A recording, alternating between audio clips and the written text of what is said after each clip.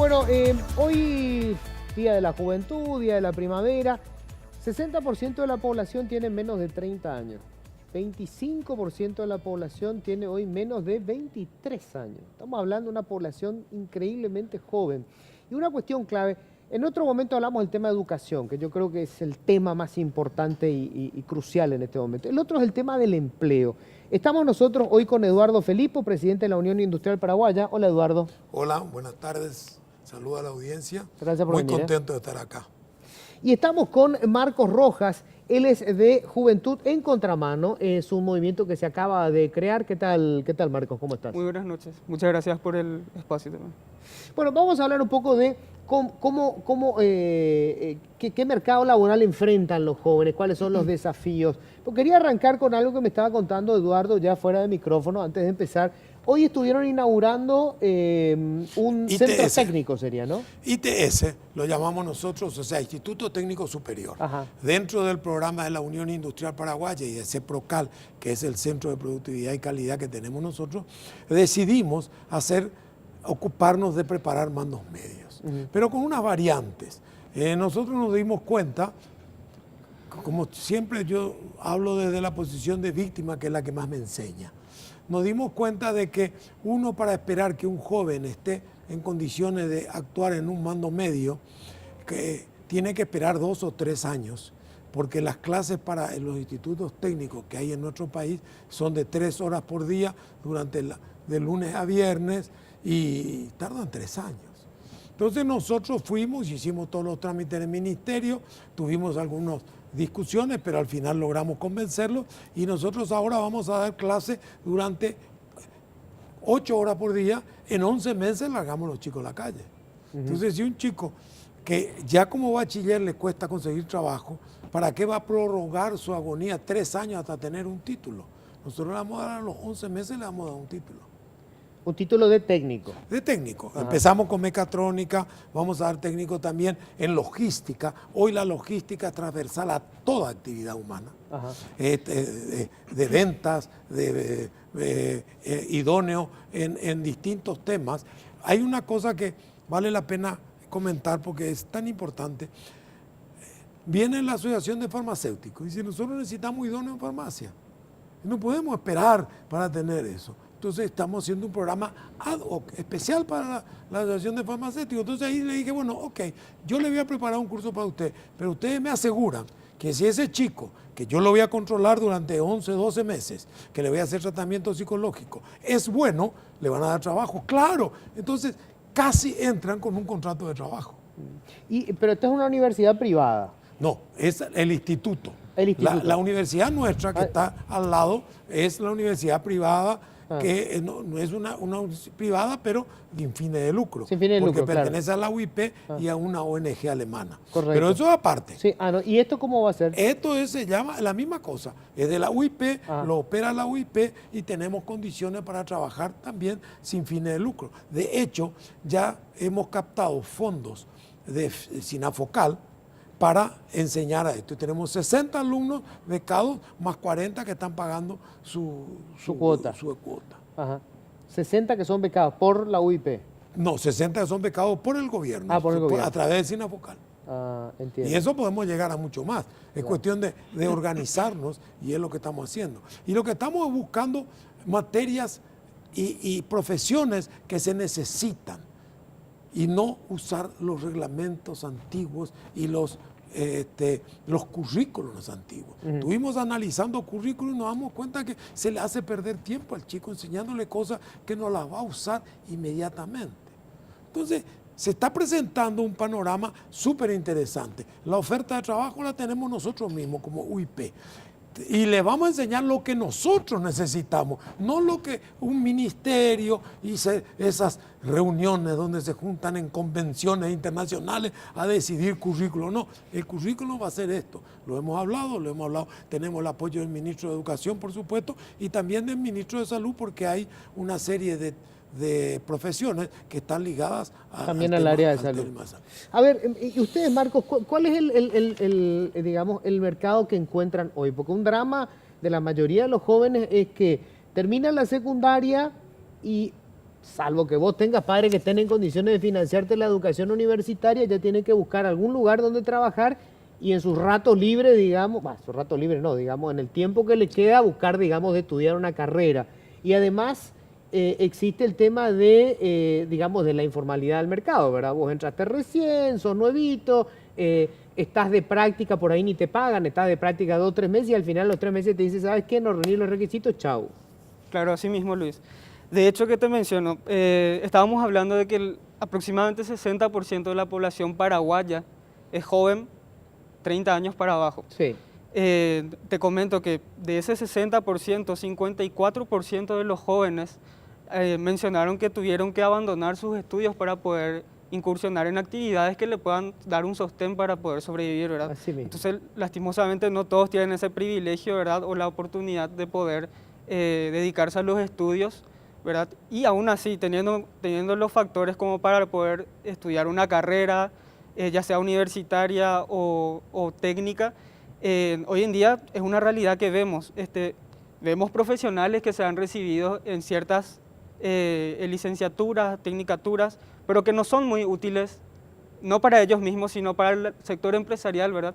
Que entonces terminan trabajando nuevamente en el sector informal. Exacto. Vemos a licenciados trabajando como cajero, cajera en supermercados, no por desmeritar ese empleo, sino por saber que en realidad se esforzó en un estudio, en una carrera para poder aportar de otra manera a la sociedad, ¿verdad? Sin embargo, no encuentra ese espacio porque, bueno, el mercado va cambiando y va justamente seleccionando de acuerdo a sus intereses, más bien, ¿verdad?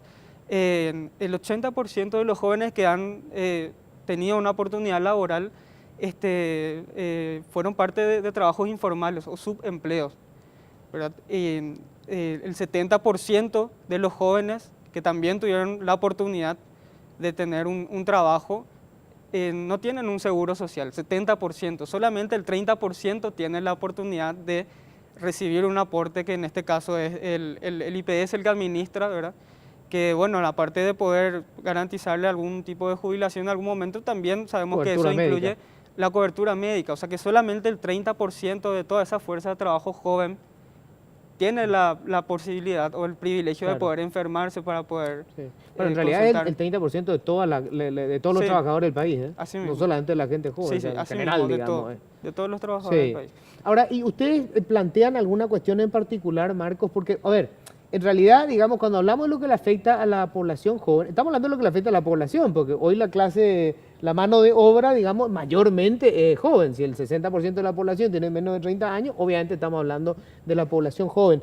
¿Ustedes tienen un planteamiento que se haga? Porque acá hay mucho discurso, pero bueno, la realidad, la informalidad. O sea, en realidad Eduardo está hablando de lo que es el sector formal, o sea, digamos, la industria emplea gente que tiene el seguro social, etc. Pero bueno, es el menos del 30% de la población, el grueso está en el sector informal. ¿Ustedes tienen un planteamiento con relación a eso, Marcos?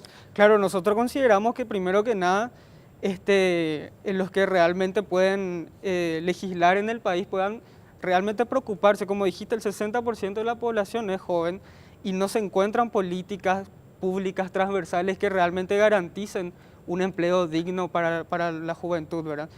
Sin embargo, en contrapartida se presentan proyectos de ley como el de la ley de primer empleo, que lo único que hace finalmente, bajo un nombre que es bastante, parece benevolente, la ley de primer empleo, ¿verdad? Y que te vende una imagen de que quiere o pretende ayudar al joven con su primer empleo, pero al interiorizarte sobre la ley realmente te das cuenta que lo único que están haciendo es un blancamiento de prácticas que son inclusive anticonstitucionales con respecto a los derechos de los trabajadores, ¿verdad?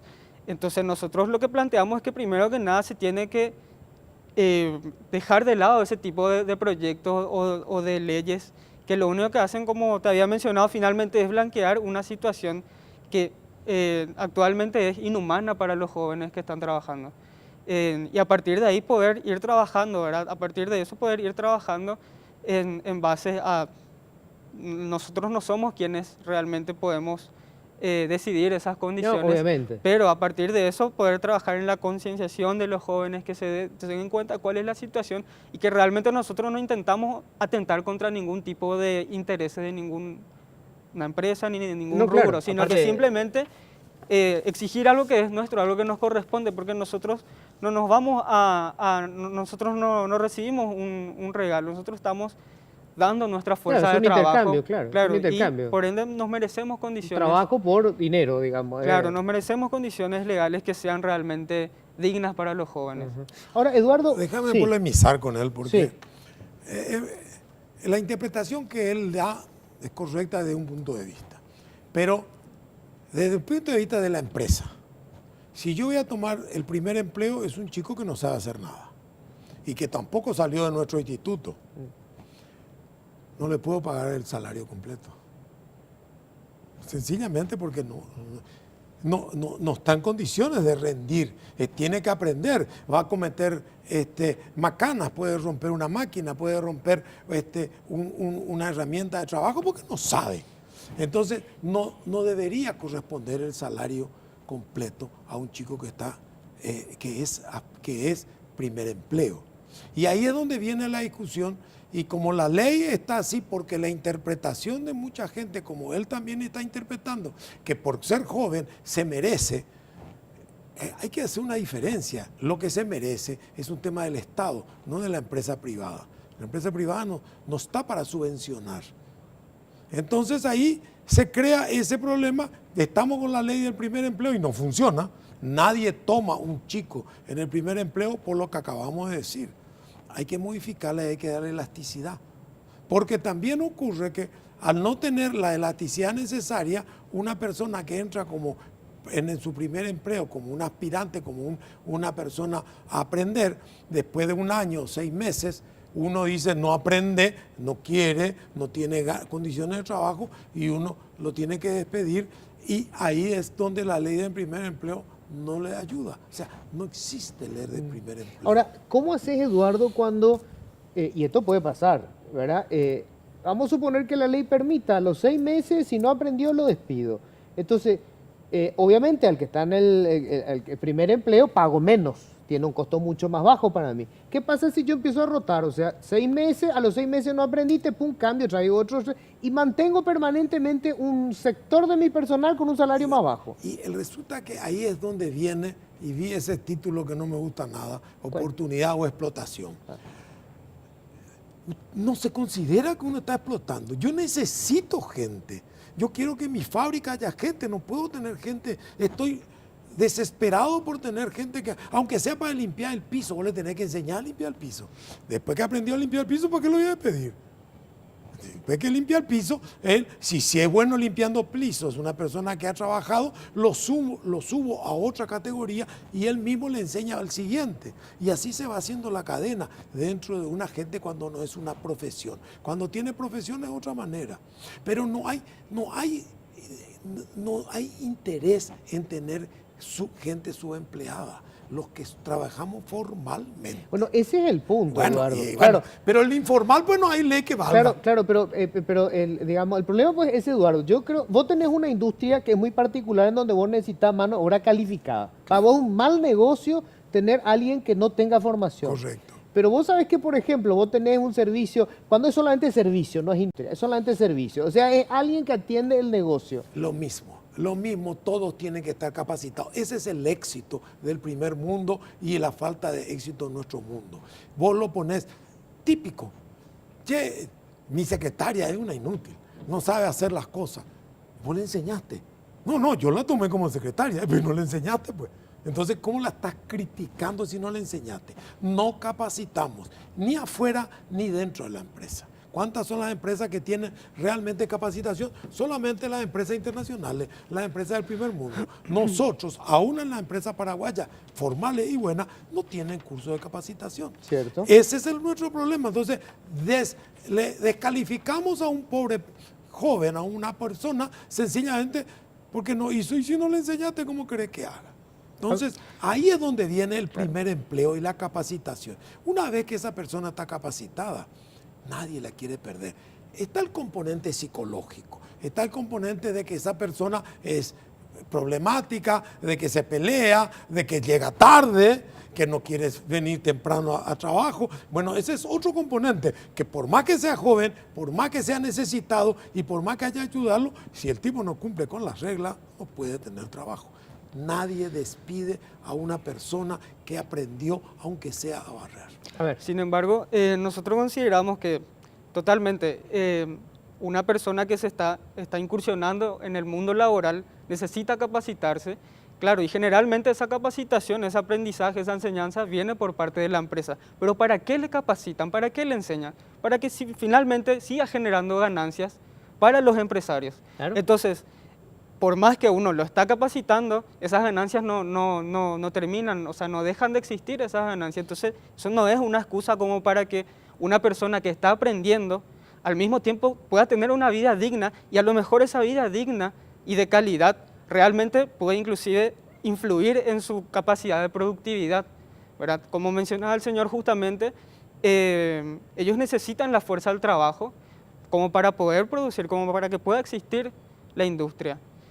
Y el joven, para que puedan generar sus ganancias también, ¿verdad? El joven necesita el trabajo para poder sobrevivir, porque si es que no tiene el trabajo, a diferencia de un empresario, no es que tiene que buscar en dónde va a invertir o en dónde va a reducir gastos, no vive, no va a poder sobrevivir, nadie le va a dar de comer, nadie le va a regalar nada. ahora- Y nosotros, Vos mencionaste que esa persona que es que trabaja y que trabaja bien, le hace ganar a la empresa, como si eso fuera el pecado.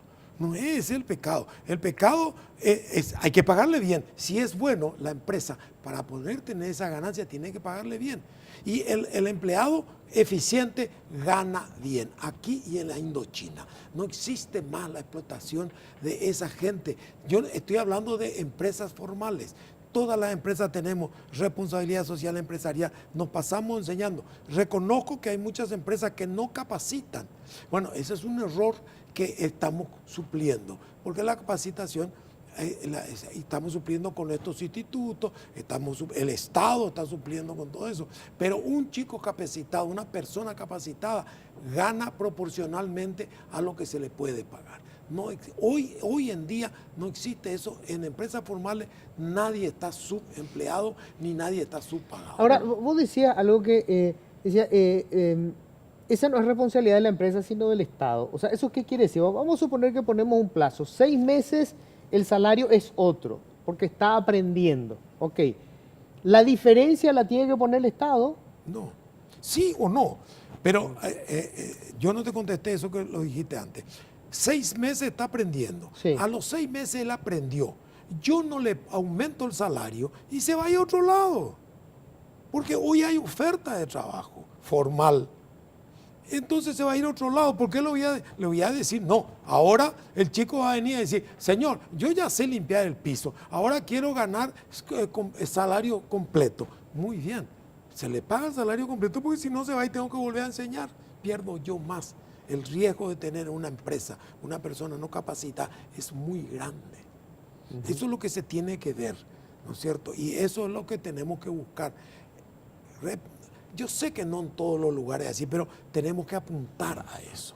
Tenemos que tratar de que la gente entienda que hay una comunidad entre la empresa y el empleado. Sin empleado no hay empresa, definitivamente. A ver, se me fue el tiempo, así Sí. que lo último. bueno, claro, consideramos que es un tema bastante extenso, ¿verdad? De todas maneras, nosotros tenemos que tener en cuenta que con o sin capacitación, sea su primer o su último día de trabajo, un empleado está ahí, las 8, las 12, las 10 horas que tiene que estar. Ese empleado le pertenece al empleador, y son horas que con o sin capacitación le está vendiendo al empleador, y por ende tiene que pagarle el salario que le corresponde, ¿verdad? Y en este país ya tenemos de por sí un salario mínimo, que con el perdón de la palabra es un bochorno, un salario mínimo que no alcanza apenas para la sobrevivencia. El salario mínimo en Paraguay no garantiza la calidad de vida de las personas, y aún así se propone la posibilidad de poder, con el aval de la ley, pagar menos que eso. Y eso no garantiza de ninguna manera el crecimiento personal de la población joven, que es la mayoría en Ya. este país. Bueno, se me fue el tiempo, es un largo debate, porque muchos dicen, digamos, si no metemos en la ley, lo que pasa es que pasan a ser trabajadores informales. O sea, lo van a tener igual por menos plata, pero no va a estar formalizado. Claro. Pero es un tema bien complejo, ¿verdad? Pero de todos modos, un cortito. Sí, Tiene razón en lo que dice. ajá. Ahora, él tiene que saber que vive en Paraguay. Y en Paraguay las condiciones de trabajo son esas. Justas o no, son las que pone el país. ¿Por qué? Yo fabrico transformadores. A mí mis transformadores, yo quisiera venderlo al precio de transformadores alemán, pero lo tengo que vender al precio de transformadores paraguayos, porque el mercado no me paga eso. Entonces de ahí para abajo vienen los salarios, viene todo lo demás. Y cuando estemos en el primer mundo, vamos a tener salarios del primer mundo, pero hoy estamos en el mundo que tenemos. Y esto es consecuencia de una historia país. Y los países que quisieron adelantar, y voy a repetir una palabra de la señora Bachelet, uno de los países, nos hemos apurado con las medidas sociales antes que las medidas económicas lo permitan. ¿Qué quiere decir? Le pagó más antes que la empresa pueda pagarle, se fundió la empresa. Se me fue el tiempo, pero esto apenas inicia el debate, así que yo les agradezco muchísimo. Sí, sí. Interesantísimo y sobre todo por el nivel de la discusión, me encantó.